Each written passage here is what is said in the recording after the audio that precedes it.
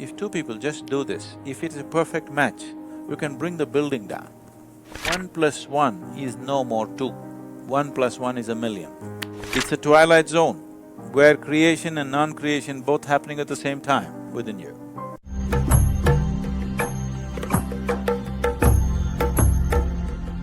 The power of the sound that in the modern science we are trying to explain it off as resonance. If the Shruti is perfect on the two, naturally the string will break. As you were saying, the bridge breaking up is a classic example in every textbook, you know. Two soldiers are walking and a bridge which can take tons of weight will collapse just because two men are walking in unison. It's a classic textbook example. So just about anything can be cracked with sheer sound just by something like this. If two people just do this, if it's a perfect match, you can bring the building down. We don't produce perfect musicians in the school, okay? They'll bring down the building because being in absolute unison can create a certain energy where 1 plus 1 is no more 2, 1 plus 1 is a million. So, classical music, when two people sing, Jugalbandi is never about two people singing together. They're always setting this thing because the musicians who crafted this music are aware, or if two musicians are absolutely perfect, they could cause damage to the physical structure. People may just attain, their bodies may break, it is possible. The whole process that you see in the existence is from non-creation to creation, from unmanifest to manifest. But the other process is also happening. Today, cosmologists have recognized a whole galaxy will collapse into itself and become nothing. It'll become a black hole, it's nothingness. And nothingness is recognized as the most powerful space in the existence. Today they're beginning to call it dark energy and whatever else. So essentially, sound is a certain kind of… it is the first step into creation, from non-creation. But yoga is about uniting that which is creation and that which is non-creation. The word yoga means to unite.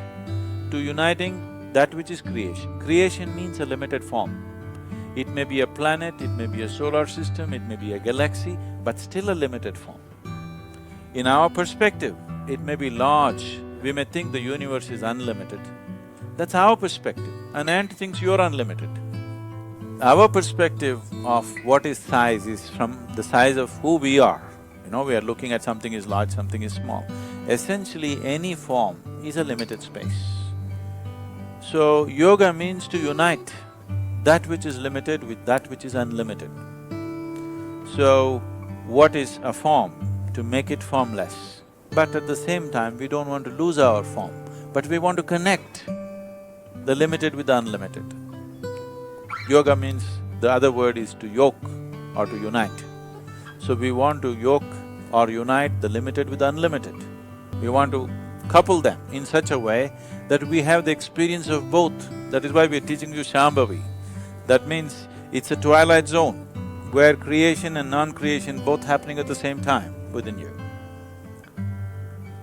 The process of creation is moving from unmanifest to manifest. But another dimension, which is even more important, is moving from manifest to unmanifest. So this is a culture which recognized the significance and importance of that and held that as the foremost process in the existence. That is why we hold the destroyer as the Mahadeva. Destroyer means he is moving the manifest into unmanifest. So he is held as the highest because here we recognize that is the highest process. Making the unmanifest into manifest is a limited process. Making the manifest into unmanifest is the unlimited process. So that is the reason, though Shiva is a destroyer, he is held as a Mahadeva. So, cracking of the stone is not because of the sound. I don't even know if it made sound, it made some sound, but it's not the sound, it is a different process. Because if you if any energy happens at a certain scale, sound gets produced. Have you seen the airplanes sometimes? The fighter jets are going and when they break the sound barrier, boom, like a bomb it goes. All that happened is an object moved faster than what it was. From a certain limit, it crossed that limit of speed and suddenly there's an explosive sound, nothing exploded. See, nothing blew, all right, there's no fire, but there is sound. When a jet crosses the sound limit, there is no fire, there's no explosion happening, nothing great happening in the engines of the jet, but still you hear a boom because an energy is created. So, the energy is the basis of the sound. The sound is not the basis of the energy. It's the energy which is the basis of the sound. Because there is energy in this body, I can make this sound, isn't it? But at the same time, sound is the basis of energy on another level. It is because of sound that energy has happened. When there is no sound, there is energy but it is unmanifest. It is simply there.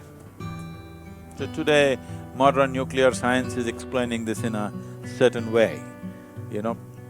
You can see virtual protons and virtual neutrons being created if you just as much as add energy outside, not connected to this chamber. If you just play energy around, you will see virtual protons get created. That means creation is happening in an absolute vacuum space. So, in a non-existence, which we are referring to as Shiva, existence is beginning to happen with the first play of energy. So we say this is Shakti. Energy is Shakti. Once she begins to play, creation begins to happen. The first form of creation is always the sound. The first there was word. And it's both ways. See, we always try to understand everything logically. Logic always moves step by step. Creation does not move step by step. There's no point trying to logically put it on a blackboard and say, this how creation happens. It's a silly way to go. There's only one way. If you cave into yourself, use whatever. You use music, sound or a sledgehammer, use whatever the hell you want to use. But if you just cave in, then you know it. Speech is of the society, words are of the mind, sounds are of nature, the soundless is of the beyond. Thus, if one gets identified with one's own speech, he will belong to the society. If he gets identified with his words, he will belong to the mind. If he gets identified with the sounds, he will belong to nature. And if one dissolves in the soundless silence, to him alone, the realms of the beyond will yield. Thank you for watching the full video, and if you loved the video, do like, share and subscribe to our channel. And also do comment down in the comment box. Thank you.